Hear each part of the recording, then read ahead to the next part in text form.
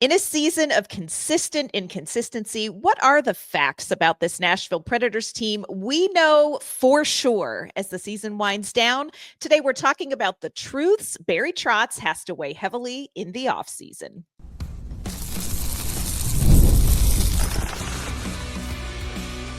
You're Locked On Predators, your daily podcast on the Nashville Predators, part of the Locked On Podcast Network, your team every day.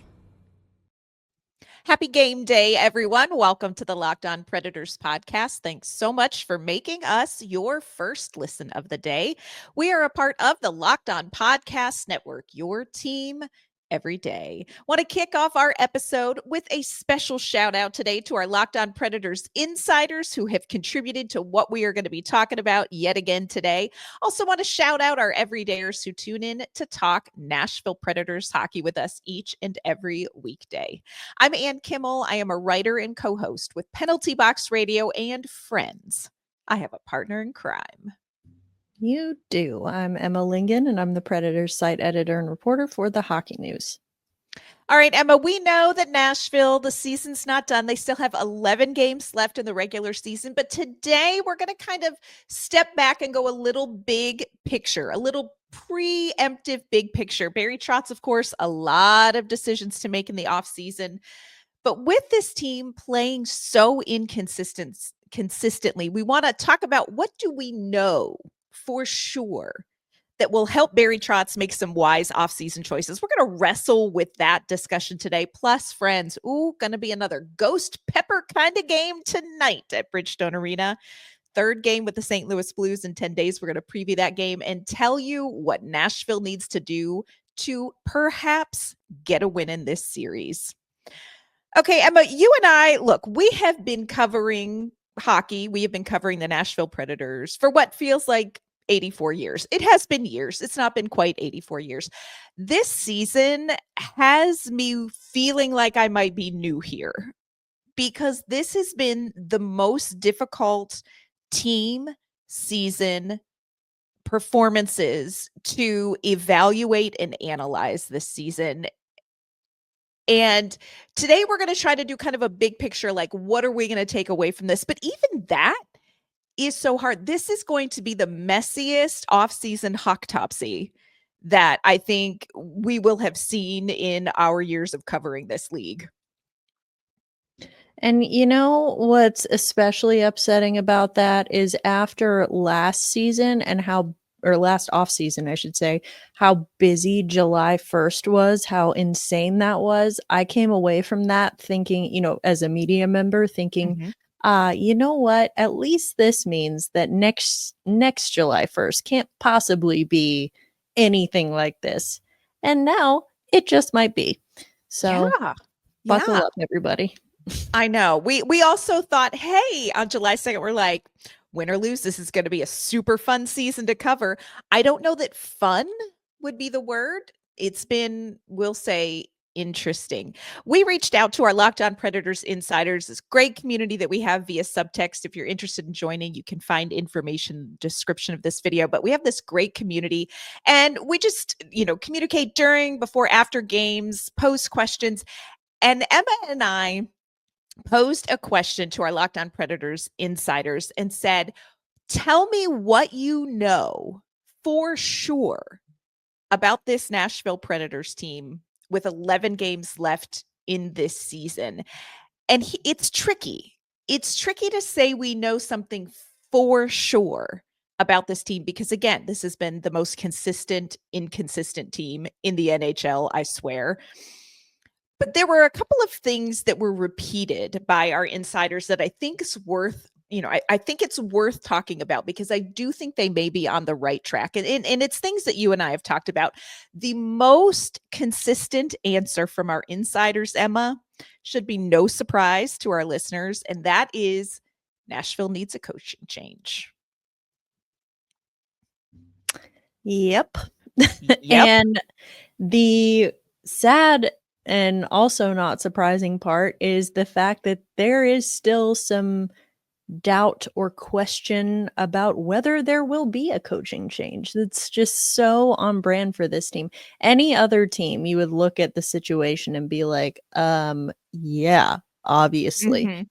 And in Nashville, we're still kind of split down the middle as far as whether it's actually going to happen, which is a little terrifying. It is terrifying. You want to talk about an off season with storylines. Oh my gosh. And those who have listened to our podcast know Emma and I really have given Andrew Brunette, a long leash. And I think that there are a lot of things that have gone wrong with this team that are very easily dumped in the lap of the head coach. But I do think there are some specific things that do clearly fall on Andrew Brunette. One of our insiders said, I think we know for sure that this mix of players is either not being coached or used properly, and they are not being maximized. And yes, this collectively is not working. And the team's win-loss record is, of course, the evidence. And, we have talked before about when things aren't going well with a team, usually it is the coach that falls on the sword. But when you look at how this roster has been utilized, when you look at things like the lack of chemistry 71 games into this season, there are some things that do directly point to coaching decisions. It doesn't feel so much like this is fall on the sword, Andrew Brunette conversation. Yeah, and at first when people were calling for Brunette to get fired, I mean, it was way too early in the Mhm. season to have that conversation. So I was like, "Come on, guys, let's just chill." But then once I did finally come around to it, I was more on the, "Okay, it's not all his fault, but someone has to take the fall for this season." And now, while I still don't think everything can be blamed on Brunette, because that's just not realistic, Mhm. I do think, I now feel like there's some specific, like you said, specific areas and specific, particularly with roster management that we can point to with Brunette. And I know the next thing people are going to say, because people are already saying is, well, then if it's roster management, then Trotz needs to go too. You know what? We've said it again and again and again, and we're going to say it one more time. Trotz very well might be a terrible GM. He also might be a great one. Quite frankly, it's too soon to tell. So Yes. I'm not saying absolutely Barry Trotz's job should be safe until the end of time. I'm just saying that firing him right now, no, it's been one bad year. One bad Yes. year. It feels like 84, but it has been one. But going back to Brunette though, and looking at those kind of specific things that you can kind of point to and say, okay, this does not seem like the right decision. We talked about this yesterday. Obviously, after the win over Carolina, we saw the young players really step up in that one, and we're like, this is a good sign because that's the point. These are meaningless games that Nashville is playing now in terms of a potential, in terms of the standings or the playoffs or whatever. They don't mean anything. So let's make these games mean something by giving opportunities to these younger players, seeing what they can do. And so where I struggle with it, the more I thought about it, I was like, you know what? Top line Evangelista, great. We love Mhm. that. He's playing with Philip Forsberg and Ryan O'Reilly. I think that playing with those two guys can only help him in his development. Agreed. There could be an argument about like, well, maybe do you want Evangelista and Svechkov and LaRue to all play on the same line so they can develop chemistry with each other and, kind of grow in this system together? And I understand that argument, but that's not the way this roster has been constructed. If you look at the way that Barry Trotz has built this roster, right or wrong, agree or disagree, doesn't matter. This is the fact.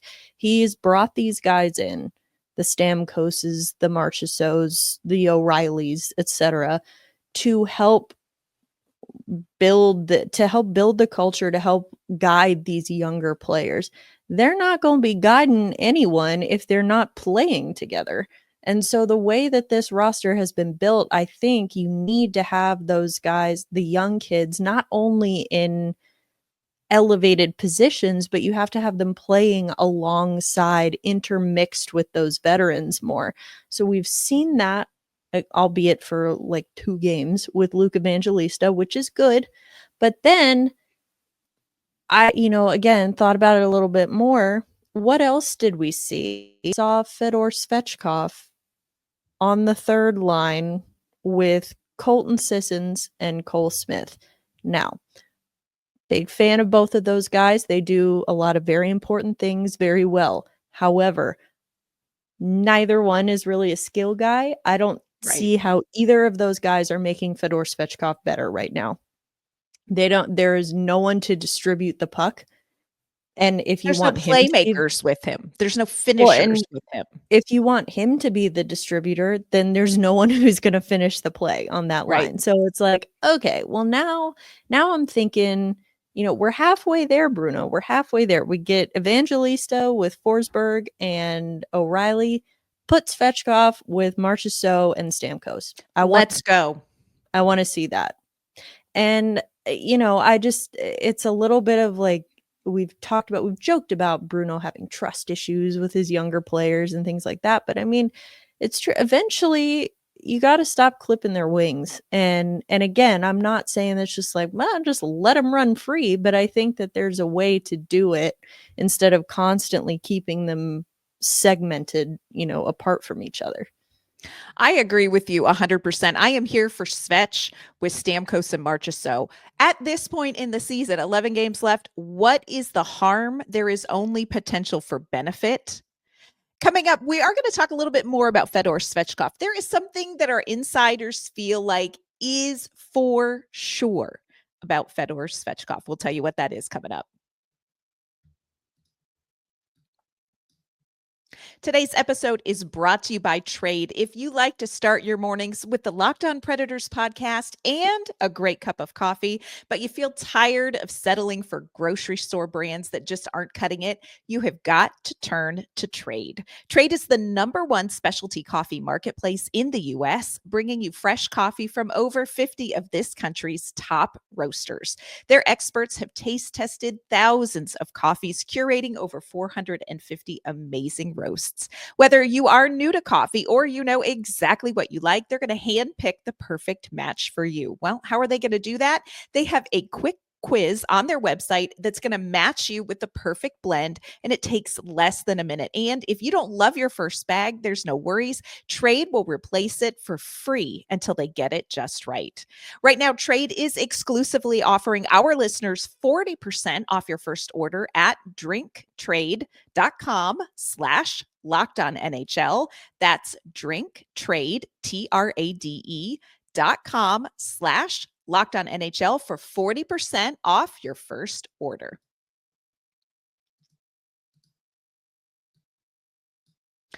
All right, Emma, you mentioned Fedor Svechkov, somebody who we love to talk about on the Locked On Predators podcast. And consistently, another thing that we heard from people is they like what they're seeing from Fedor Svechkov. Insider Corey said, Svech is the real deal. And this, like I said, echoed by a number of other people. Catalina said Svech has a lot of potential. I would love to see him develop into a really good 2C. Exactly like what you're talking about. There you go. And this is one of those players that when he first came up, maybe not showing his full potential, which I think is pretty typical of a guy making an NHL debut, spent a little time back in Milwaukee. And after coming back up, I think right now, Fedor Svechkov is one of the few players on this roster who we can say we are seeing him improve consistently at this point in the season. And I agree. I think what we know for sure is that Fedor Svechkov has potential, but it kind of circles back to the head coach conversation in that you have to have a head coach that puts him in a position to develop. And again, I want to amen and hallelujah your idea to just put him at 2C. Put him at 2C.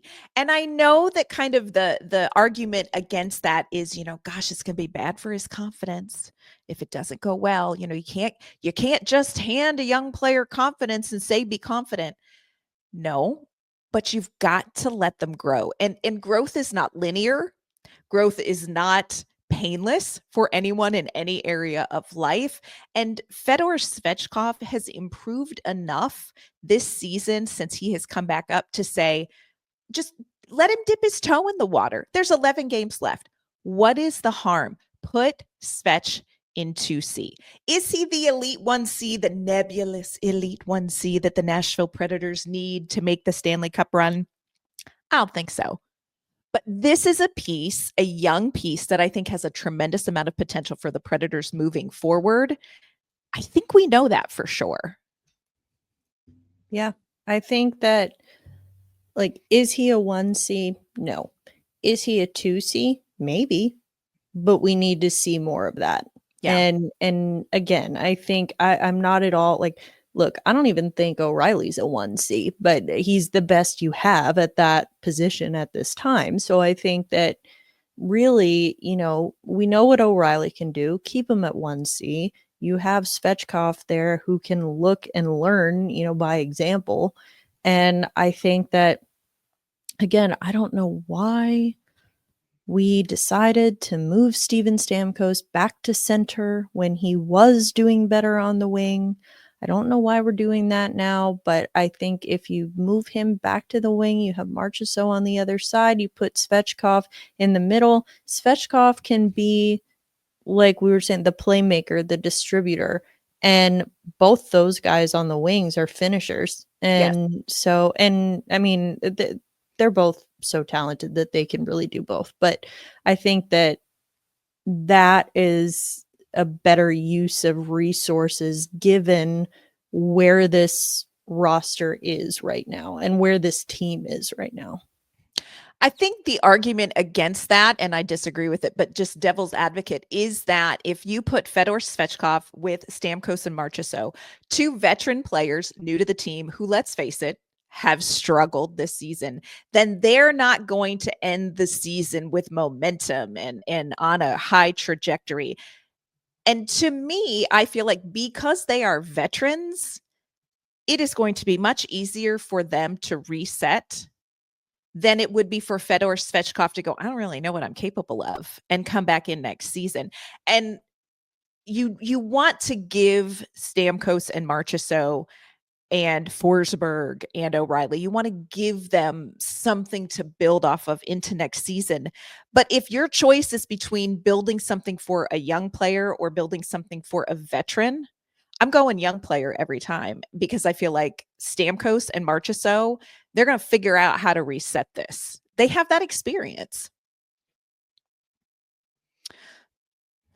It's food for thought, Bruno. Just throwing it out there. Here's another one. I loved this thought, and this is one of those things about sports that's fascinating to me. Leonora said, one thing she knows for sure, the leadership group needs a psychological reset.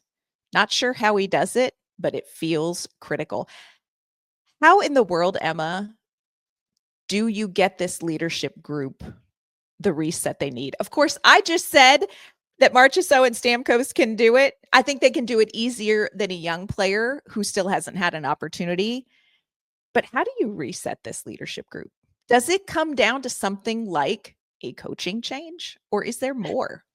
That's what I was gonna say. I was like, who's above the leaders in the locker room? The coach. Get rid of that guy.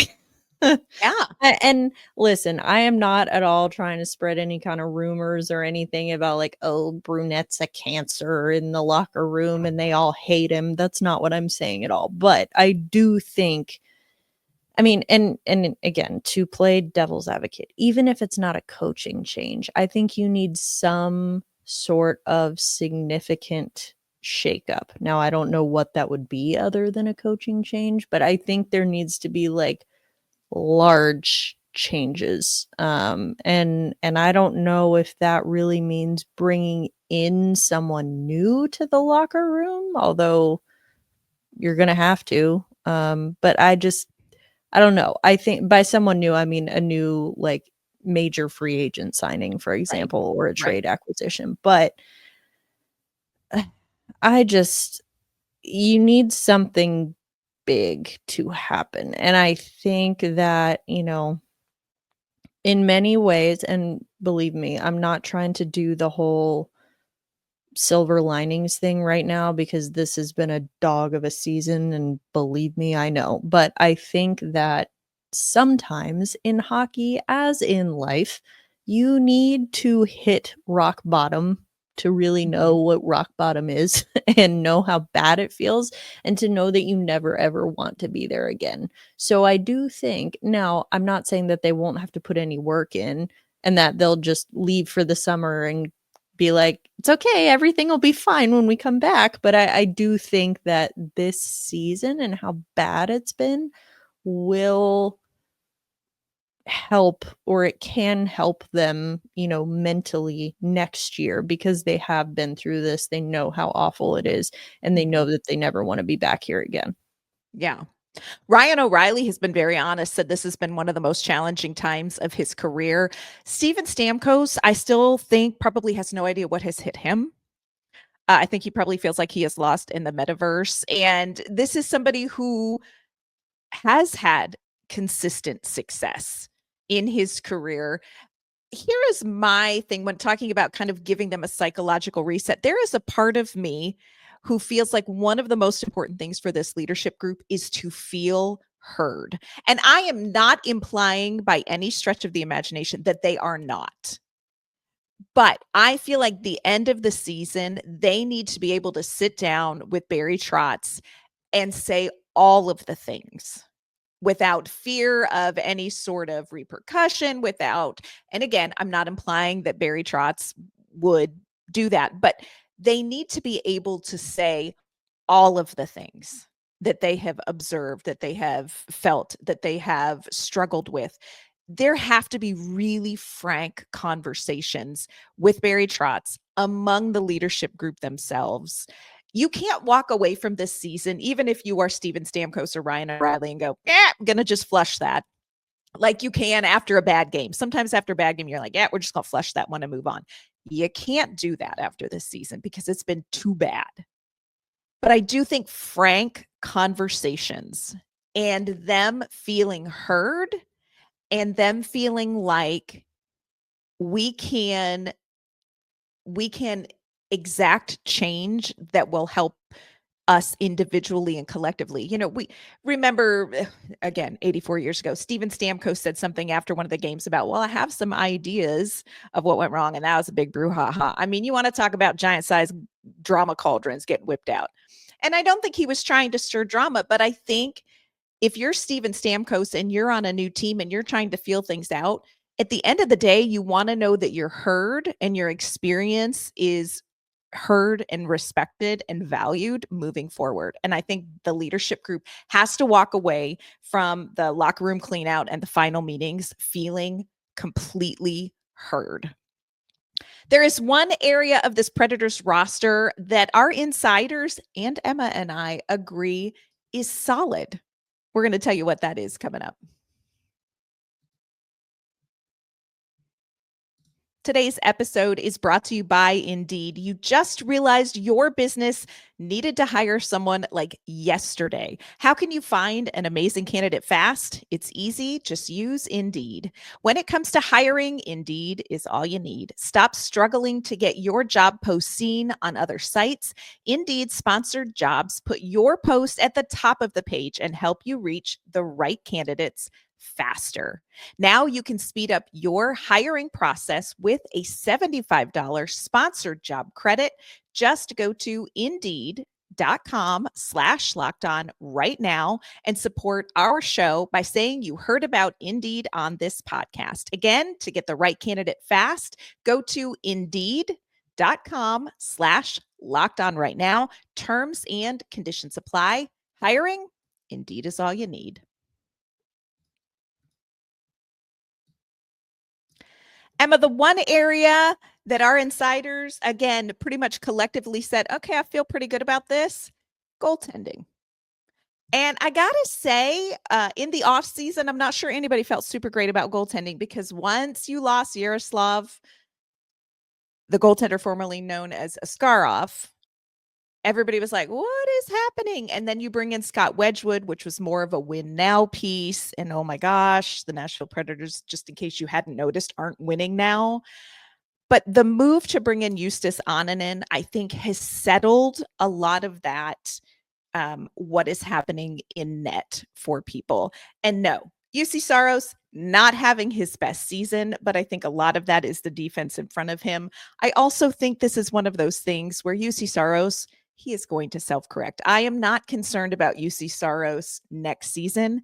And I think we can all say what we've seen from Eustace Onanen, very reassuring in that goaltending does not feel stressful to me. No, I think, of course, there was the big freak out when everything went down with Askarov last year. But yes, to me, and this sounds like a topic for an off-season episode, Anne, but to me, the bigger problem was the Predators probably shouldn't have drafted him in the first place. But we can get into that in another we should. episode. Yeah. But it's like, all right, we are where we are, and I agree. Onanen obviously has been impressive. He had NHL experience already from being in Colorado, but he is still developing. And it's good, I think, in an organization that does have a very lengthy history of developing good goaltending, that this is a really good match, between player and organization. So I think that, Barry Trotz has definitely made some questionable decisions this year, but that trade for me was a really good one. Yes, I agree. I feel like that is the one area where we can say, okay, this is settled. We can kind of table any goaltending conversations and moves for another day, another few seasons down the road. Defensively and in the forward core, yeah, we're going to be talking about that a lot also in the offseason. But before we get to the offseason, Emma, but wait, there are more hockey games. And tonight, oh, you all I am taking I'm literally taking so many Tums to this game, Emma, because it's going to stress me out.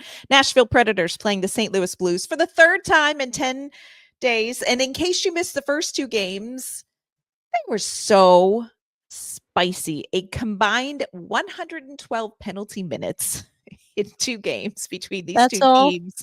I mean, apparently there were snacks in the sin bin. My bad. Yeah, I think you know what I say about all of this, between the spice level of these games and the fact that there have been 3 of them in 10 days. You know what, Predators fans, you're not getting actual playoff hockey this year. This is the closest thing you're going to get. So Yes. enjoy it. Yes. It's a little terrifying to me. And what I think is so interesting, yes, I think that it is, you've got St. Louis battling to get into the postseason. I also think there is an element for St. Louis and Nashville of kind of being the unglamorous teams of the Central Division. Now, Nashville, hideously ugly this season. That's just straight facts. But nobody is paying a lick of attention to the St. Louis Blues. Nobody is paying attention to them. They are one of the hottest teams since the All-Star break, not the All-Star break, excuse me, Four Nations break. They are one of the hottest teams. Nobody cares. Nobody's talking about them. Whatevs. I think the Blues in a lot of ways are similar to the Predators, like not this year necessarily, but just as an organization, because for a few years now, they've kind of been stuck in this, well, are we rebuilding or are we trying to contend? And that is kind of, where the Predators had been for the last few years too. So they're not, they haven't committed to a rebuild. They haven't really done like a full sell, but they also still haven't, they haven't made any big moves that's really going to turn them into a no doubt contender. So I do feel like, whether it's fair or not, I think that the reason that, when they do go on these hot streaks, that no one really pays attention, because it's like, well, it's not going to last. I'm not saying that, but I'm just saying that I think that that's why, especially in the Central Division where you've got Dallas and Colorado and Winnipeg and this year Yes. Minnesota to contend with, I mean, of course no one's paying attention to St. Louis. Like No. and that's no disrespect to them, but I mean, this division was already one of the hardest in the league, and it got even harder at the deadline. Yeah. They're unglamorous. They don't care. They are fine being the hot team that may not be attractive but is winning. They've won 7 games in a row. 2 of those against the Nashville Predators. You're welcome. They just put up 6 goals against Montreal. That should strike fear in the hearts of Nashville Predators fans. There is great mojo going right now in St. Louis. And if Nashville wants to get a win against St. Louis this season in this series in these 10 days, they got their work cut out for them. And for me, one of the biggest keys is you cannot let St. Louis get momentum. Like I said, they've got good mojo going. They are feeling themselves. You have to interrupt that because you are not going to Carolina Hurricanes your way to a win again. Nashville just is not built to withstand that. They snuck away with one against Carolina, but they're not going to do that against St. Louis. And St. Louis is one of those teams where once the train leaves the station, you are hard pressed to catch it. And Nashville cannot give them momentum. They just can't. When you look at this game, Emma, what do you think Nashville has to do to try to eke out a win against the Blues? I think that you got to focus on getting to those, we talked about in the Carolina game, one of the things that they did do well was get to the front of the net. All 3 of their goals were scored at the net front. Yeah. That's where you need to be. St. Louis, very stingy defensively. And so I think that you need to be able to, to get to those hard areas. And I mean, it sounds simple, but hasn't been easy for him this year. So, yeah. There is a lot of pent-up frustration between these two teams over the last 10 days. We did see, and you do reside in my invisible backpack of hockey grudges, Bulldog. You were also fined for cross-checking Nick Blankenburg in the back while he was laying on the ice. Your mother saw you. She's embarrassed. This is going to be spicy. I mean, how many game misconducts can you have in one series? I don't know. We will find out tonight. It's going to be a whole thing. It is at Bridgestone Arena, of course. 7 p.m. puck drop. So typical puck drop time. Take the Tums. I'm just telling you, like, I'm going to eat the grilled cheese and then I'm going to take 2 Tums because this game is going to stress me out, Emma. And we'll see, we'll see what Nashville can do. Did the Carolina win give them enough bounce to compete? We'll see. They lost 4-1. Nashville's consistent against St. Louis, if nothing else, Emma. Super. Love it. so there's that. Before we log off on today's episode, Emma, will you let everyone know where they can find you and your work? Yes, you can find me on Twitter and Instagram at Emma_Lingen, and you can find my work at the Hockey News. And you can find me on social media at ANK_Mama on Ice. You can find my work with Penalty Box Radio as well. That's going to do it for today's episode of the Locked On Predators podcast. Thanks for making us your first listen of the day. We're going to be back tomorrow. We are going to recap what could be an absolute poop show of a game tonight at Bridgestone Arena against the Blues. Be sure you tune in tomorrow for that. We'll see you then.